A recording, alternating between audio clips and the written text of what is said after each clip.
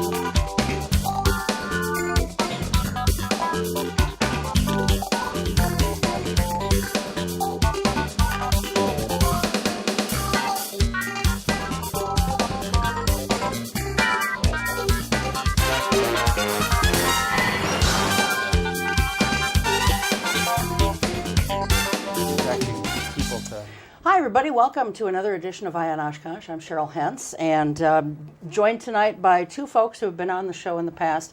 To my right, looking very distinguished with his beard for the holiday season, is our Director of Community Development, Alan Davis. And to my left, John Zarate. He's also been on the show in the past. John is our Chief Building Official, Inspection Services Division for the City of Oshkosh. I don't know how you get that on a business card, John. I don't know. Small print, maybe. Yeah. Double-sided. There you go. Well, it's great to have you both here. Thanks for having us. We're going to talk about a lot of community development issues, but one of the things that we want to start with first is the rental housing inspection program. This, of course, has been something that's been, going on for a couple of years, back and forth in the news, back and forth in courts, and that kind of thing. And so, people may not know exactly where things are at with that. And I already told them, even though I'm the chair of the Rental Housing Advisory Board, for your benefit, I'm going to play stupid and ask questions as if I knew nothing. So anyway, thanks for being here, guys. Sure. Let's get started. Let's talk about where this inspection program is, because it has been in and out of court a lot. And it's been in the state legislature, and so where are things at right now? What can you, we as a city, do with regard to rental housing inspections? Well, I can start that out, and then John can give you the details. Okay. Right now, there is no program. The city suspended their program earlier this year once the legislature updated the state statutes. Our local code didn't comply with the state statute, so we put that program on hold this spring. And over the summer and the fall here, the Rental Housing Advisory Board has been working on developing a new program with a new ordinance, with a new fee schedule, with a new map as to where we're going to be applying this inspection program. There were things that I think the city actually liked quite a lot in the new legislation. Previously, we had to include the entire city in the program. We did a lot of work with our GIS, our Geographic Information Systems people. They gathered a lot of data regarding housing conditions and property conditions, assessments, police department calls, so we could map all that in the city, and we could really identify the neighborhoods that really needed these types of inspections done. And we've identified those on a map. And I believe the Rental Housing Advisory Board is going to be recommending a program that applies to those locations. And for the details of the inspections, maybe I can turn it over to Mr. Zarate. Sure. To comply with state statute now for the inspections side. Take it away, John. Right, and so for our inspections, there's pretty much the same rules as far as inspections go as what was previous. So we still need to contact the tenants. We don't set up the inspections with the landlords. That's part of the statute, is we need to contact the tenants to do that. One thing we have been working on with the advisory board, after we've gotten some feedback from the apartment association, was to notify the landlords when the inspection is going to happen. I think we're considering that option. Not that we would require it, but we put it out there as an optional thing. We could contact them, and then it would be up to the tenants, I guess, if they ultimately feel the landlord should be there for the inspection as well. And on that inspection, we still have the same checklist that we had previously under the program. Really, that's looking at the life safety things. There isn't any real cosmetic things or nitpicky things that you may hear out on the street. It's serious things. It's smoke detectors, it's faulty wiring, it's leaky plumbing, windows that don't operate, doors that don't lock, and things like that. Right, and some of it may seem to some people to be rather nitpicky. I know I even think like screens on windows, I think that's kind of nitpicky, and yet it is one of the ordinances, and it is something that people have to comply with. Tell us from a safety standpoint or a health standpoint, what difference screens on windows makes? From a health standpoint, what that would be is more for like a ventilation issue, so that you're able to open a window to get some fresh air in the summer. No one's going to do it in the winter. Right. But fresh air in the summer, if you don't, because air conditioning isn't required. Where heat's Sure. required in the winter, Yep. air Yep. conditioning is not required in the summer. So you want to open up the window, put a fan in the window, whatever you want to do. Couldn't they do that without a screen? They could do that. I'm but not then you've trying to got- put but- you on the but in spot. I just Wisconsin, know people I out know, there are I gonna know we say had a that. lot of mosquitoes this past summer, and probably Oh, anyone that- watching probably remembers a lot of the mosquitoes. And I don't know about you, but I had my door closed and windows open with screens in as much as I could because I Yeah. didn't want to have the mosquitoes come in. It's like you open the door and you had 10 mosquitoes falling I in wanted the to house. drop a big net over my entire Yep. house. So yeah, if you aren't worried about bugs and varmints entering your home with a window open, then yeah, I guess you'd be fine. But in Wisconsin, Oshkosh, we typically have to worry about those types of things. Sure. Now, is it on all windows or is it just on first floor windows? It's actually not all windows. So there is a rule of thumb is almost like one window a room. Okay. So not all the windows have to be screened. There's a percentage of ventilation that's required, and most of the time you can get there with probably one window in an average size room. Okay, all right. Okay. And you're right, there was a lot of talk on the street. There were signs that people were putting in yards saying that the city was going to come in and, look at all kinds of stuff and report tenants for if there was drug paraphernalia that they saw and, pets if they saw them and all kinds of stuff. That is not anything what you're looking for, and if you see it, it's not going to be something where you're going to report it to another division of the city, or you're not going to call the landlord and report it to them. You are looking at smoke detectors, plumbing, wiring, windows, access to the basement.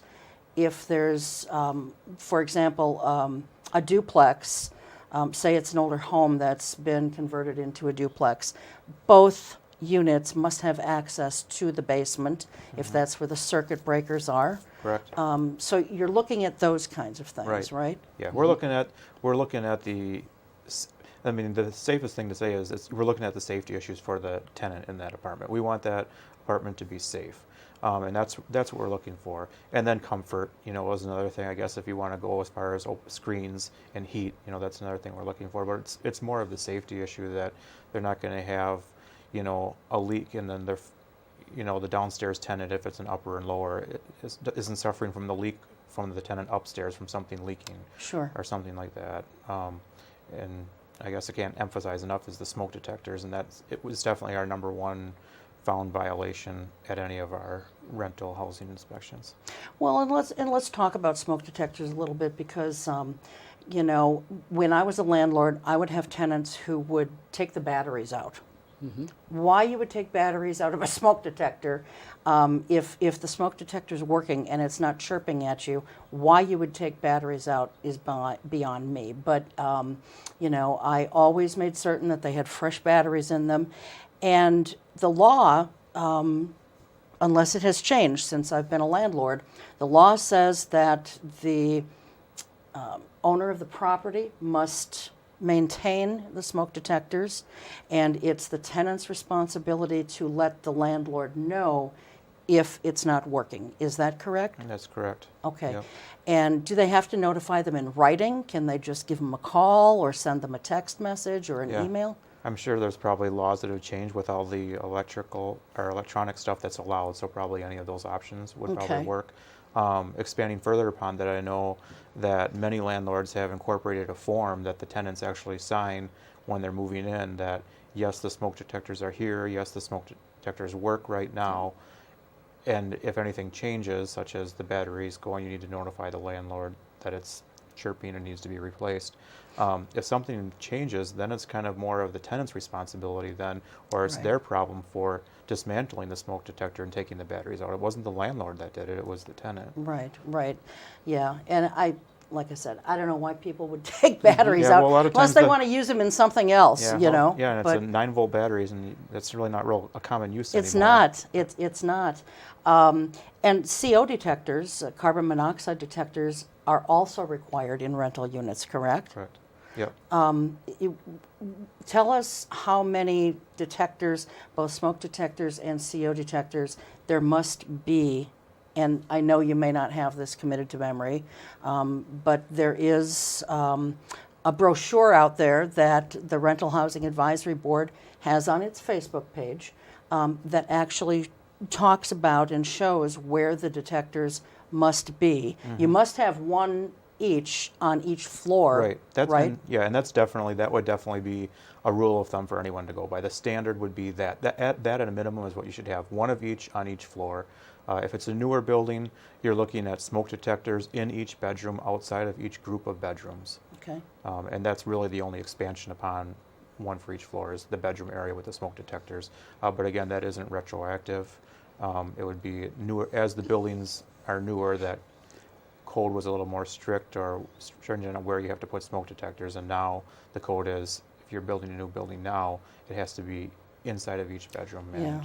outside of each bedroom And group. correct me if I'm wrong, some of the, speaking of electronic devices, some of those detectors are getting pretty sophisticated with long lives. I mean, there's hardwired and there's other Right. 10-year Yeah. detectors out there is what I've read Correct. about. That's what I've heard, and I want to say that the fire department may have even installed some of the battery ones that are the 10-year, and you don't replace them, you can't take the battery out. So once it's Wow. so unless you take the smoke detector down and stick it outside, it's probably going to work for you if it's in the house somewhere. That's great to not be able to get the batteries out. Right. So when it comes, the 10 years is up, or if it malfunctions, you just have to replace the detector then? Is that how that works? And that's, I think 10 years is the standard life expectancy of a normal smoke detector, even the one that you can take batteries out or that's hardwired in. I want to say that 10 years is about the average life expectancy for a smoke detector, or when you're supposed to replace it. Yeah. I just, I don't understand why landlords don't have smoke detectors in their property. They're not that expensive. And, it's, if you truly care about your tenants, more so than just a paycheck, if you will, every month. A rent check. A rent Yeah. check, yep. And some view it as a paycheck, or a mortgage payment, if you truly care about those people beyond just the monetary aspect of things, put smoke detectors and carbon monoxide detectors in.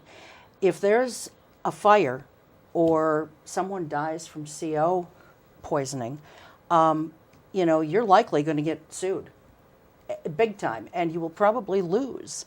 So isn't it worth it to just put the detectors in and Make sure they get tested Yeah, regularly. test 'em. Absolutely. a good rule of thumb on that is every time we change times, in the spring and in the Yep. fall. And, if you do that, you really can't go wrong unless something does malfunction. And then, yes, the tenant needs to let you know that because you don't know that. You're not Exactly. living there. So, and we've had fires in this community over the years that there have been no smoke detectors. Not just non-working, there have been none On in the place. premises, yep. Yeah, and I just, in 2018, almost 2019, I don't see why I don't see why anyone should even be allowed to get away with not having detectors. So, and you're saying that's the number one violation? Wow. I'd say the majority of the units you guys have inspected have non-functioning smoke and or carbon monoxide detectors. Correct. And you can get the dual units where it's a Yep. smoke Yes. detector and a CO detector, because it gets to look a little cluttery if you have detectors everywhere. But you can get the dual detectors, and that does the same thing. And the inspections have been very important because when we have gotten into properties, correct me if I'm wrong, but typically it's not just smoke detectors, there's other violations. I mean, we're right. averaging several violations Yeah, it's on 5 to each 6 violations on average. 5 or 6 in each on average in each unit. And these are the things that affect the tenants and the children that live there and their visitors and anybody else who might occupy that space. So it's very important to have the smoke detectors and everything else checked. And this is a program that's free to the tenant. And it's basically free to the landlord Well, now. As soon as we start the new program, it'll basically be free to the landlord. Okay. The first 2 inspections would basically be free as long as they don't have any violations on the first inspection. There's no fee, and even if there is violations on the first inspection and they're corrected at the second inspection, it's a no charge inspection. Within 30 days. So Right. they get a 30-day grace period to make all those corrections on any violations we find. And if there's all those violations are corrected within those 30 days, everything is still a free inspection for the tenant and the landlord. Okay. Yep. So when do you guys think the program will be starting up again? Well, I hope to have this in front of the council now that Rental Housing Advisory Board has made that recommendation here in December. I expect it'll be on an agenda for the council in January. And then once council approves it, I think we would start that later this winter and early spring of 2019. Okay. And again, it won't be the whole city. Correct. It'll be specific areas. Yep. But that's not to say that if you live in a rental property and something just isn't right, it's too cold, you've got plumbing that doesn't work right, there are no smoke detectors, carbon monoxide detectors, whatever. Just because you're not in those targeted areas, that does not mean that you can't pick up the phone, call the inspection services department or division at City Hall and file a complaint. They could do that today. Excuse me. The inspection program has nothing to do with some people calling up and saying, please come to inspect something because it doesn't seem right. That program, if somebody calls the city or sends us an email, we will send an inspector out there and see if the complaint has grounds to it, and then we'll be in contact with the landlord if there are violations that need to be corrected. So that's still continuing today. It's just the special rental program where we send the letter out to the tenant that we suspended, but any tenant can call that in today and in the future in 2019. It's important that people should know that if the landlord does not correct the violations, if there's a complaint, then they could be rolled into the annual inspection. So if the tenant or the complaint comes in and we find violations and they aren't corrected in the 30 days, that property will be put into the rental inspection program, and they'll have to go 2 years straight. I think it's 2 years of no violations, and then they'll be out of the program again. Okay. But once the complaint is lodged and we find violations and they're not corrected, we will inspect that annually until they pass 2 years in a row. Okay. And then they can graduate out. Sure. Do they get a cap and gown ceremony? Or Wow, we haven't gotten that far, but I doubt it. Yes. that would jack up the old tax bills, wouldn't it? Yeah, probably. So, do you guys get a lot of phone calls from tenants with concerns? Yeah, we do get quite a few. We actually do have a full-time, the position is a housing inspector, and so it's enough to keep our full-time housing inspector busy Wow. with those types of inspections and follow-up. And there's a combination. I mean, in a typical neighborhood, we could get complaints. It doesn't have to be a tenant. It could be a neighbor or somebody who's visited somewhere and saw something that didn't look right to them. They could contact us. And certainly neighborhoods and neighborhood associations are very concerned about the conditions of rental properties in their neighborhoods. And I think that's where a lot of the concern is coming from, because they've invested heavily with their house in that neighborhood, and they want to make sure everything stays healthy and healthful and safe in the neighborhood, as well as keep up property values and minimize negative impacts on the neighborhood. Sure. Yep. So neighborhood associations throughout the city have supported this type of program as well. Okay. I know that you guys held an open house type. I'll call it an yes. open house, but Yep. it was more of an informational thing a few months back. where people came and spoke about what kinds of inspection program they would like to see in the city. And, you know, there was one woman, and my heart really went out to her because she was a renter. She had, I can't remember if she had dogs or cats, but she was afraid of complaining about her landlord because she was afraid of retribution from the landlord and being put out. And a lot of landlords, let's face it, don't accept pets.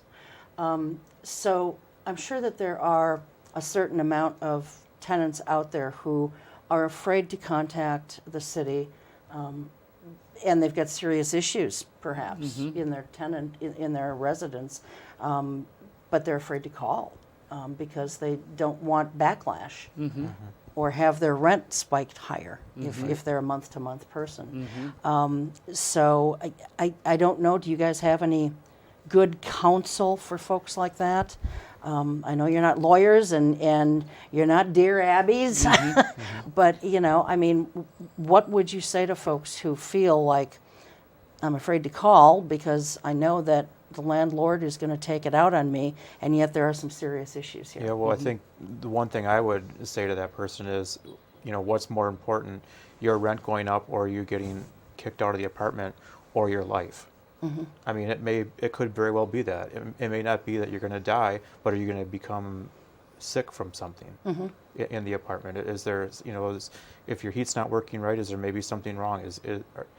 You know, is there CO coming into the house, and are you going to die from carbon monoxide poisoning or get sick from that? Yeah. So I think, you know, what's more important, you know, you having to find a new place to live or being dead or sick. And I really don't think that you should be afraid to report a problem to the inspection department if it's a legitimate problem, and the landlord shouldn't have any problem fixing that either. I mean, these are minimum standards for health and safety, and we do have a brochure, and I think we put it on the city website about other contacts if people have questions. There's some legal aid organizations that we have links to, phone numbers and websites that they could contact them to explain the specifics of their situation, because like you said, we're not attorneys, we're not lawyers.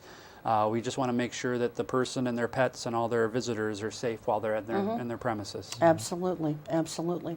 Anything else that either of you want to address with respect to the inspection program before we move on to other issues?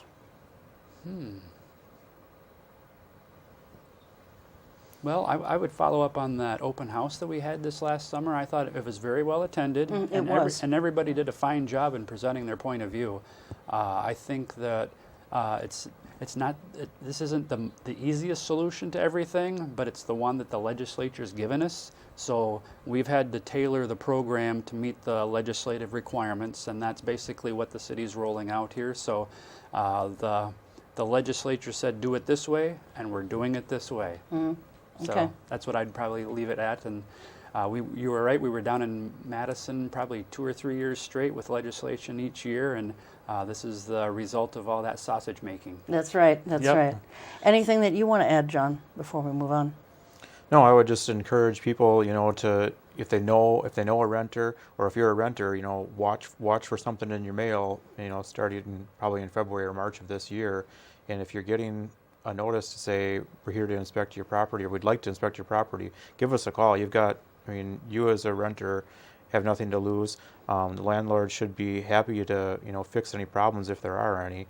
We've got a lot of good landlords in this city, and if they don't know there's a problem, and you know, they can't fix it. And same thing, you may not know that maybe there's something you as a renter don't see, and we'll take care of that for you as well. Sure.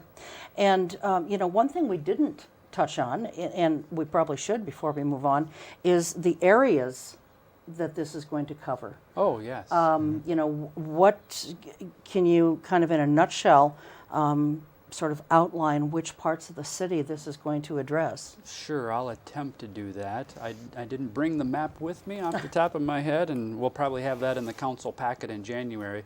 In general, on the north side of the river, there's a section that goes from the university area east over to, thank you, Mr. Zarate, I don't know if we hold that over up to with the camera. about Bowen Street. I'm not sure if we could really zoom in on this very well, I don't think we can zoom in. But, looks like it's New York is the north boundary, Bowen is maybe the hold east it up boundary. to, this is your camera here, so Okay. if we can get on camera 1 there, that, So this Yeah, is you the can kind of see with the black outline. Yep, this is New York on the north, and it's Bowen on the east, the river, and that's that triangle area that starts with the university right here and goes east over to Bowen. So that's the largest area. We have 2 other areas on the north side that have some properties that the color kind of indicates just how many calls or issues we've had with code enforcement or blighted properties.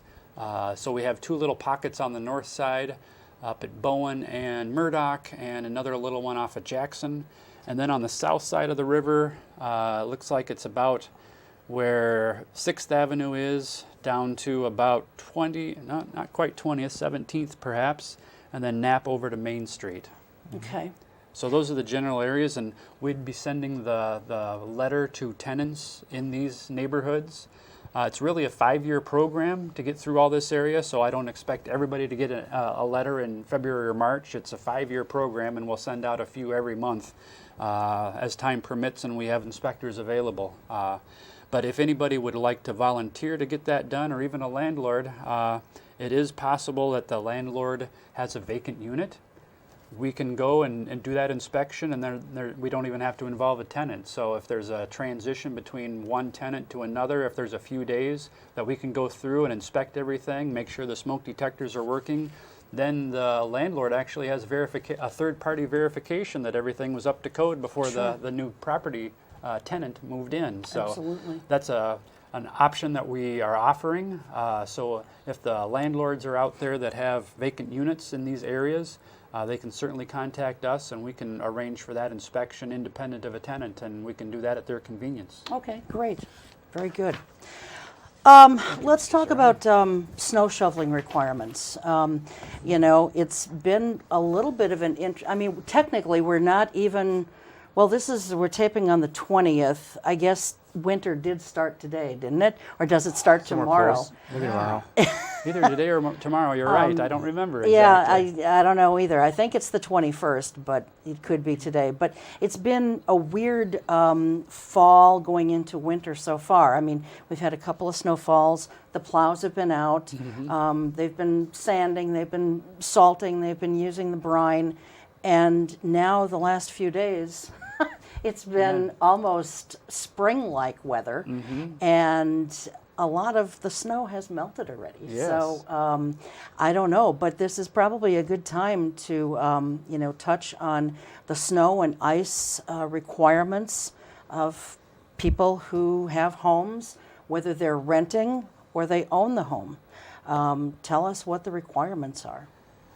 So it's a little out of our realm, but generally, I do know the general rules. I want to say that you have to have the snow or ice removed from the sidewalk 24 hours after the snow event. Okay.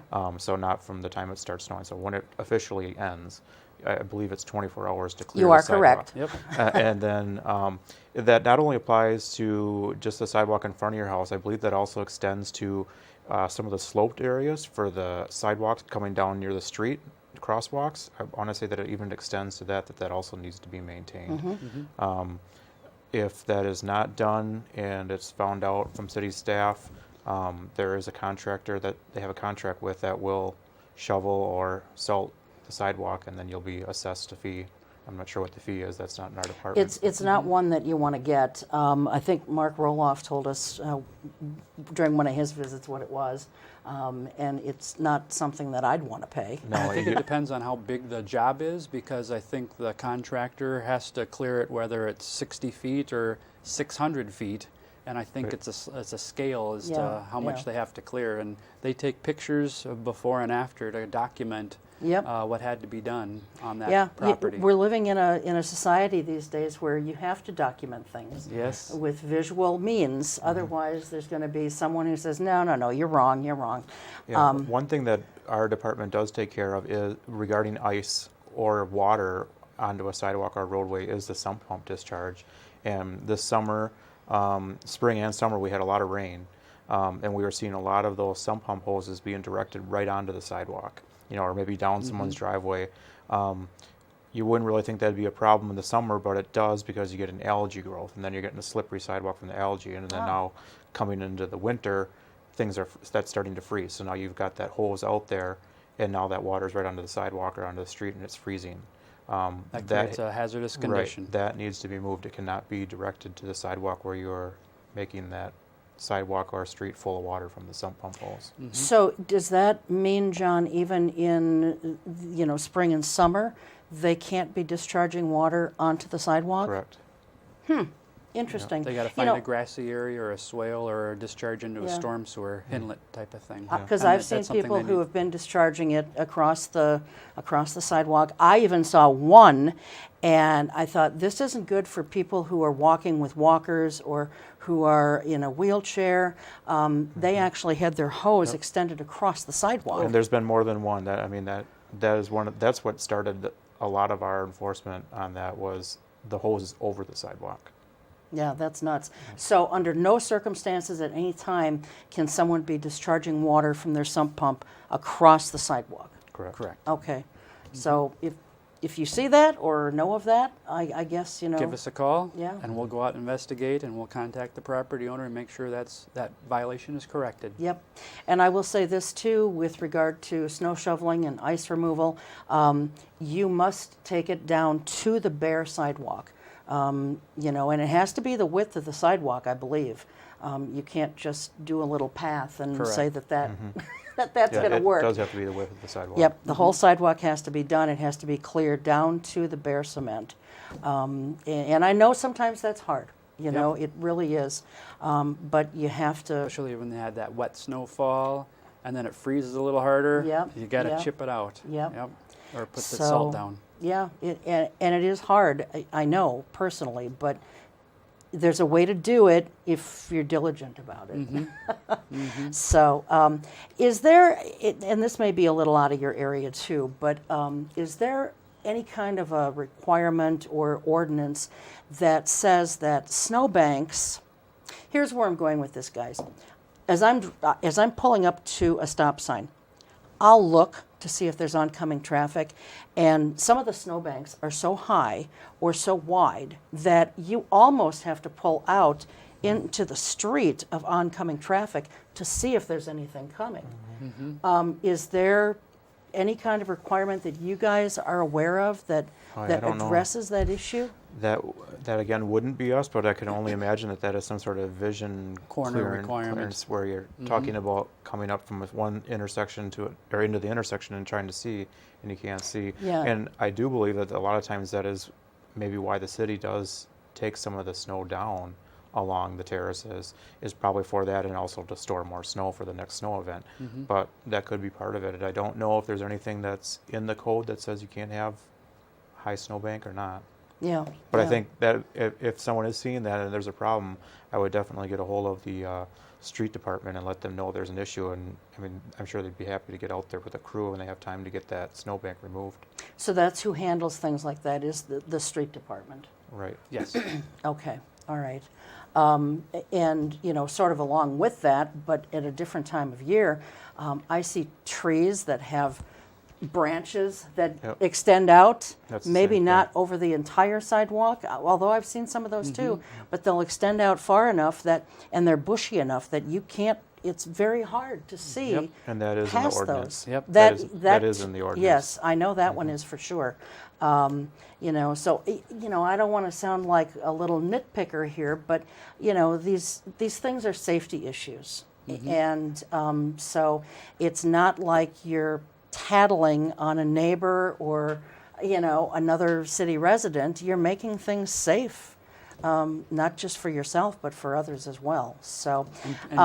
And people don't necessarily know it's a concern. That's why it's our job to bring it to their attention. Absolutely. Okay, so let's get back to something that is within your scope. Some people have complained about for rent signs being up like year-round or just too long in the year. Maybe they're not up all year, but they're there for several months on end. Is the city doing something about that? Yes. In community development, we have a planning and zoning division, and Planning and Zoning is looking at the zoning code as it applies to signs in residential districts. One thing that we need to follow is the latest rulings of the U.S. Supreme Court, and recently they said that it's unconstitutional to require someone to read the sign to be able to determine what regulations there are to the sign. So if you have a for sale sign, you can't treat that different than a sign that says help wanted or elect Joe Smith for county sheriff. If you have to read it, you've put too many restrictions on it. It all has to be uniform regardless of the content of the sign. So we're looking at for sale signs, for lease signs, garage sale signs in theory, the political signs that we see frequently through the year.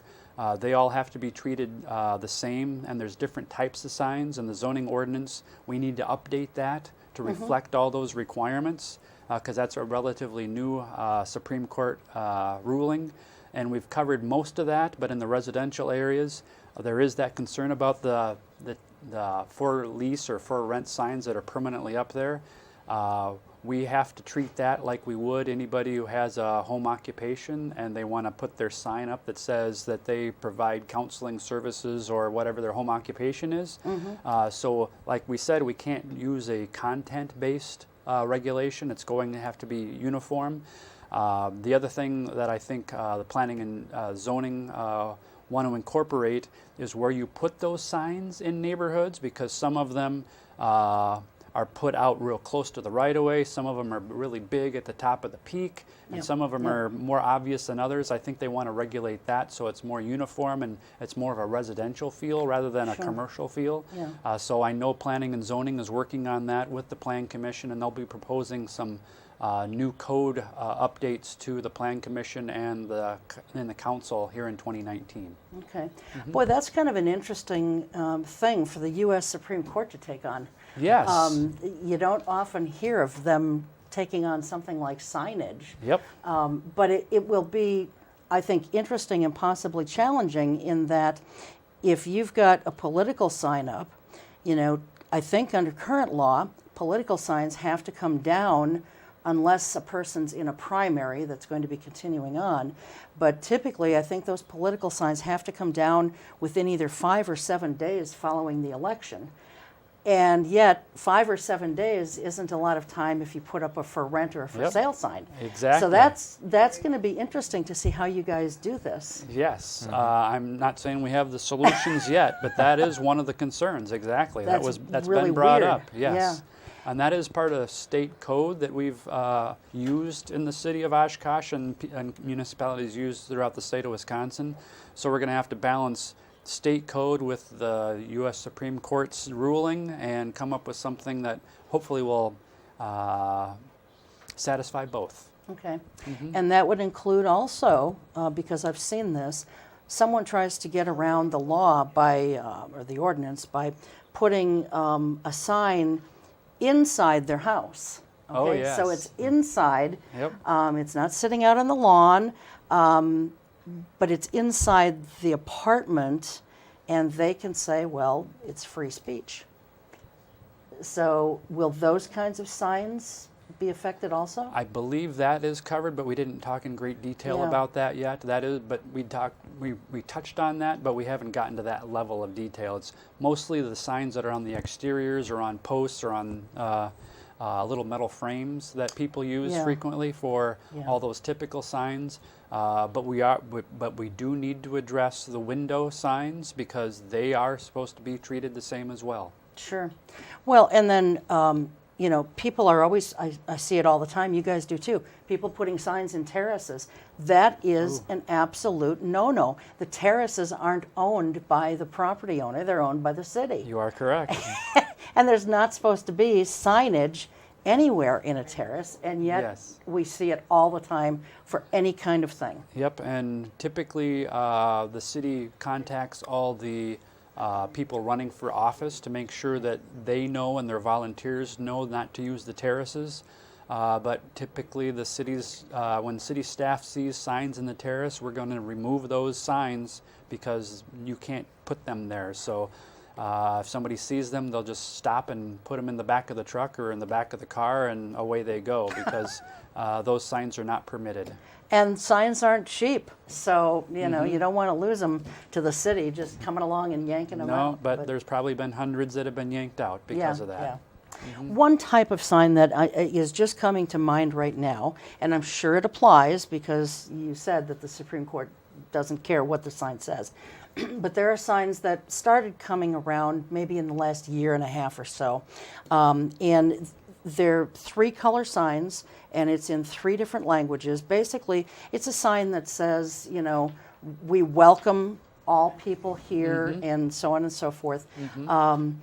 You know, it's a neighborly type sign, but that too, it sounds like, is going to fall into this category. Let's see. When it comes to signs, I think you're going to be right. That hasn't been at the top of the list of the concerns or the complaints we've gotten about signs. It's usually the commercial signs, for sale, for lease type of things. Things that say "Welcome to the neighborhood" or "Please drive slow, children in the neighborhood," or educational type of things. We haven't even gotten to that point, but I think you're right. The Supreme Court says if you have to read it, it's unconstitutional. So that's the balancing act we're going to have to go through to meet those tests for the constitutionality of our sign ordinance, as well as what's acceptable to the City of Oshkosh and all the neighborhoods and the community members that we have here. Yeah, boy, it's a slippery slope, I think. You are correct. I'm not sure they did us any favors, that's for sure. No, when they not did at that. all. It doesn't sound like it's going to make things too welcoming. Especially for those people with the signs that say, "We welcome you." Yes, and I'm not sure I have an easy answer to any of these situations right now until we spend a little more time figuring it out and see. There's probably going to be more court cases as time goes by regarding these things, because it's kind of a trial and error thing. I'm sure. Well, let's talk about, we've got about 15 minutes left, so let's talk about some of the economic development things going on. Oshkosh Corp. That's, of course, at the top of the list. That's a biggie. Everybody's talking about it. Yep. My last show, I had some council members on, and they gave folks an update. But you know, we'd like to hear it from you. What's happening there? Sure. Let's see. The building is under construction. Everybody can see the progress they're making. I think they're still on schedule to open in the fall of 2019. Okay. The city has been diligently working on our pieces of the project. Westfield Drive has been improved, so there's concrete in the street there. We put up some temporary signals there at Oshkosh Avenue in Westfield, and we're working on Keller Street. That's going to loop back around over to the roundabout on Oshkosh Ave. And if you look far in the distance, you'd see that we've built some stormwater detention ponds. That's going to serve the area along Oshkosh Avenue as well as the Oshkosh Corporation site. And we're incorporating a river walk into the entire frontage of the waterfront from I-41 and the Tribal Heritage Trail. It'll go all the way along the water over to the Oshkosh Corporation. It'll go along the water to where the driveway and the parking lot currently are, and that'll continue all the way over to Panoqua, where Rainbow Memorial Park starts. Okay. And we're doing the design of that right now, and we're hoping to open bids on that part of the project later this spring, so we can construct that this summer in 2019, and that'll all be done before Oshkosh Corp opens their offices. And the last item we're working on would be some modifications to the roundabout at Keller and the roundabout there.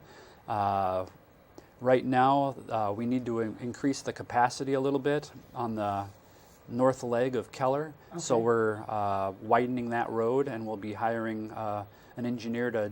It's kind of a specialty as a roundabout engineer. So we're going to hire somebody who knows how to design roundabouts and approaches to the roundabouts later this year, and that'll be installed in 2019 as well. And so, Alan, that's Keller and Oshkosh Avenue. Yep. Okay.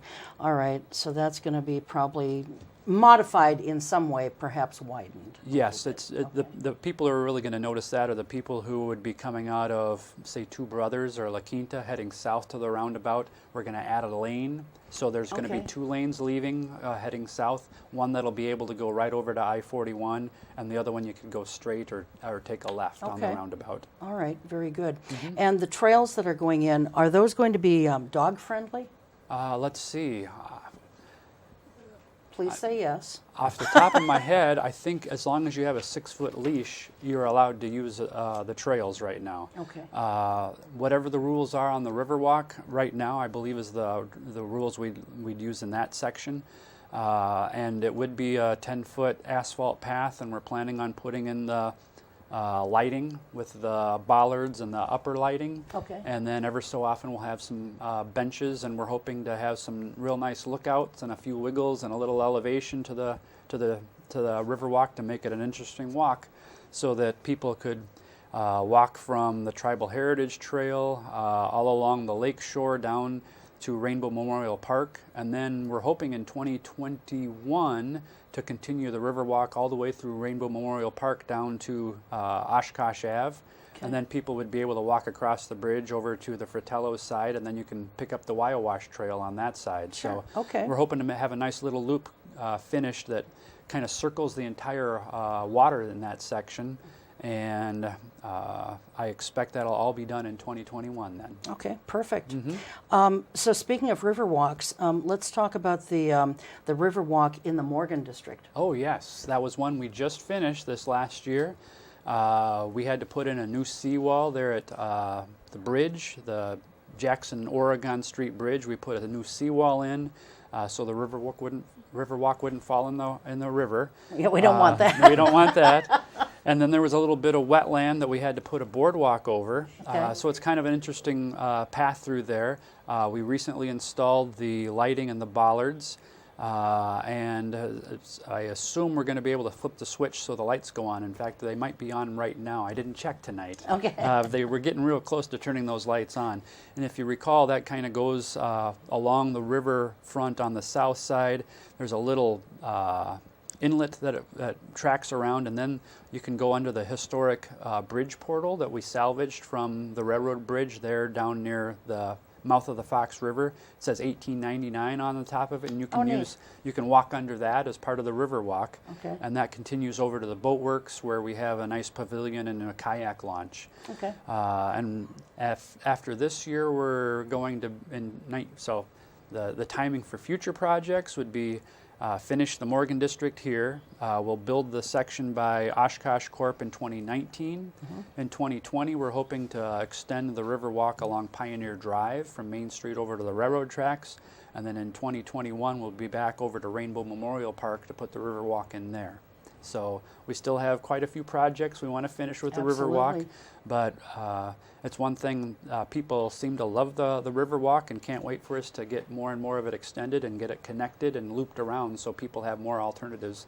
And with the Morgan District had recently been approved for some new apartments to be built on that site, and they're incorporating access to the Riverwalk into the apartments because they see that as an amenity for their residents as well as visitors. Sure. Now, earlier, Alan, you had mentioned about you weren't sure if the lights were on yet or not. Are Yes. you talking about those colored lights that sort of make everything, and then they change colors? Yes, that's on the bridge, Okay. and those should be operating. They but are. on the Riverwalk itself, we installed some lights, some lower lights, Okay, and some some other street lights, lights. okay. So people will have some light in the evening right on the Riverwalk Okay. as well. All right. Sorry to Okay. clarify. The South Main residential project, there's something going in down on South Main. Yes, in the 900 block, just south of Or it's of at least 9th being and- proposed. Yep, being proposed. That would be our first project that uses some historic buildings that are, say, underutilized right now. They're hoping to convert those into live-work units on the first floor and some apartments on the upper story.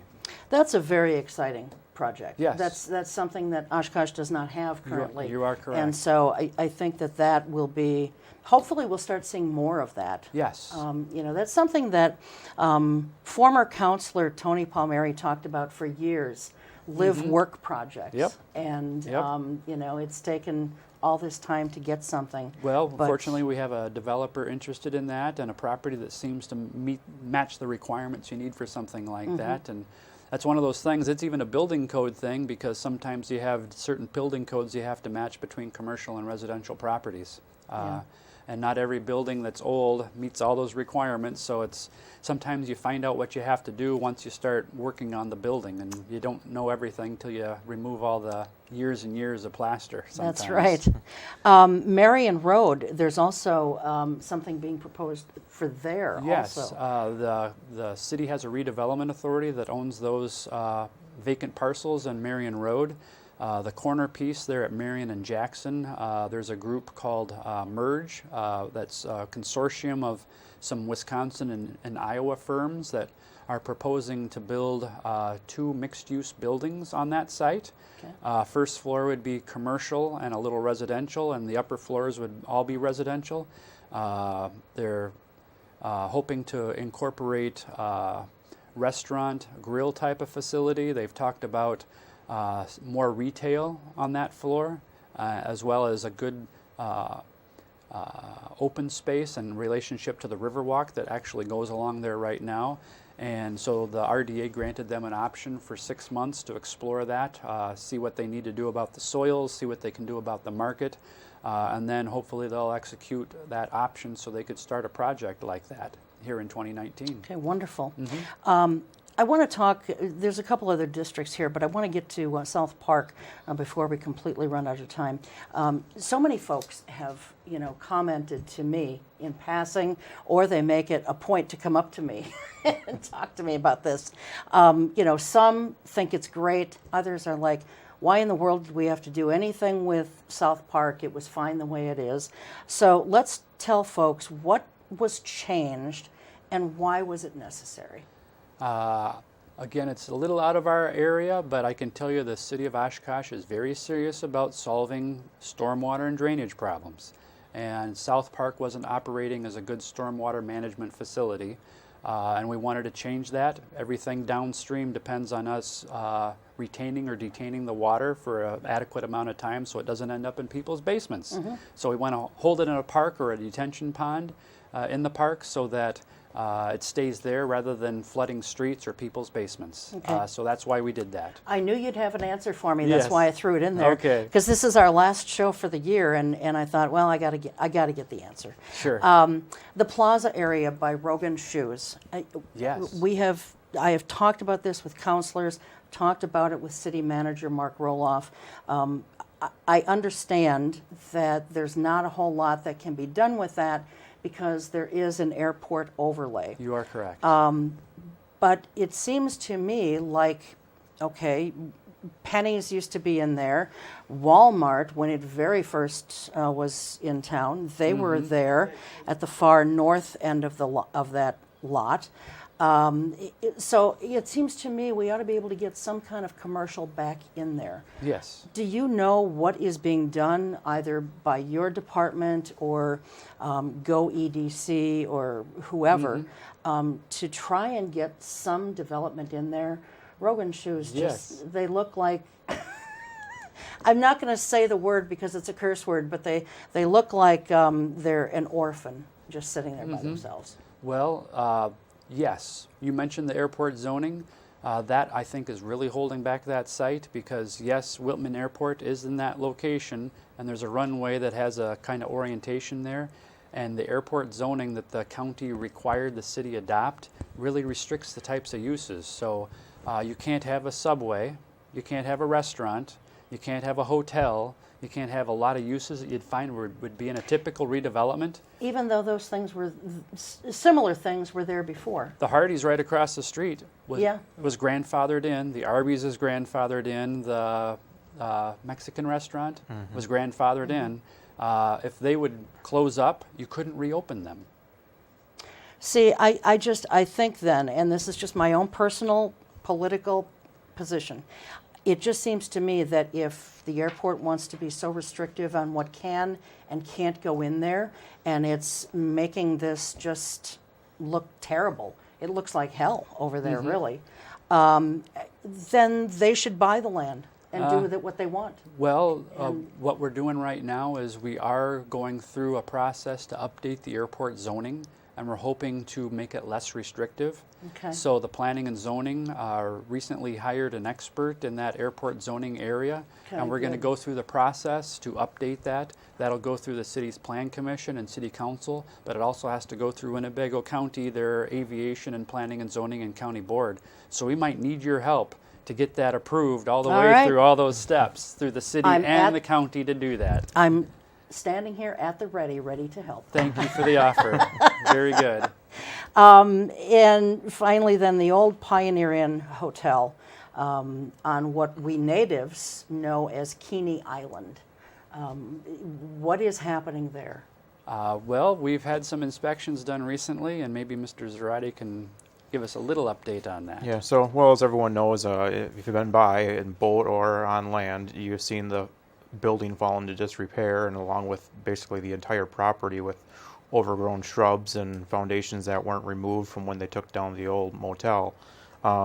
We have been working with a, I guess, potential buyer, if you will, on that property, and it sounds like they do have some plans to raise the entire property. So taking down the buildings that are on the property, probably clearing some of the shrubs that are overgrown, just to make it more presentable until they find out what they're going to do with that property as far as what they would build next. So right now we're hoping that the owner or potential buyer will work with us to remove that building, but we are looking at the possibility of a raise notice being sent to the owner to get that building down.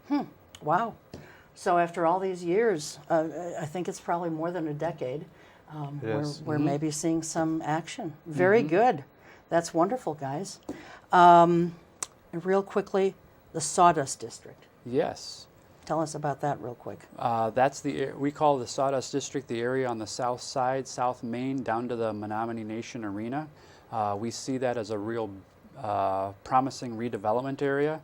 We think the Menominee Nation Arena is just one of those catalyst projects, and there's other people interested in that neighborhood, so I think we're planning some, we've had a number of meetings with the planners regarding what do we envision for transitioning from those industrial uses to commercial, entertainment, residential, office, things of that nature.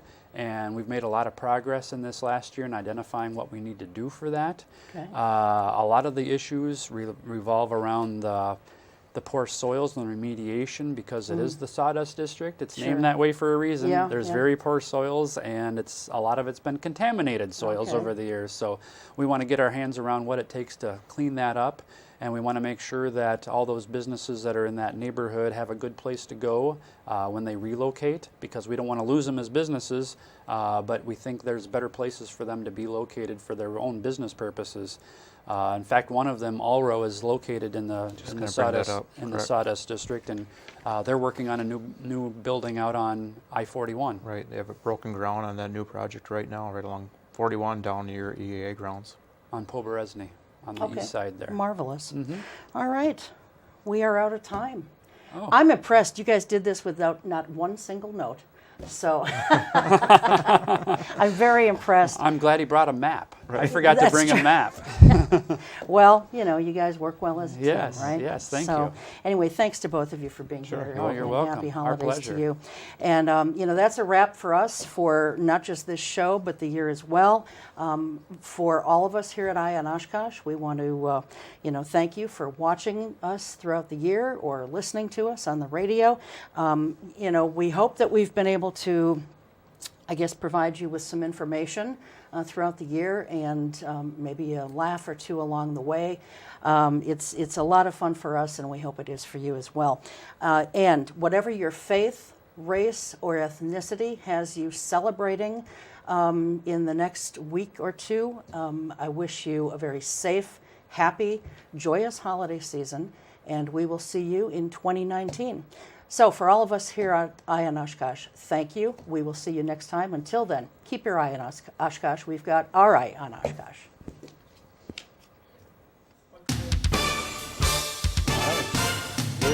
Very good.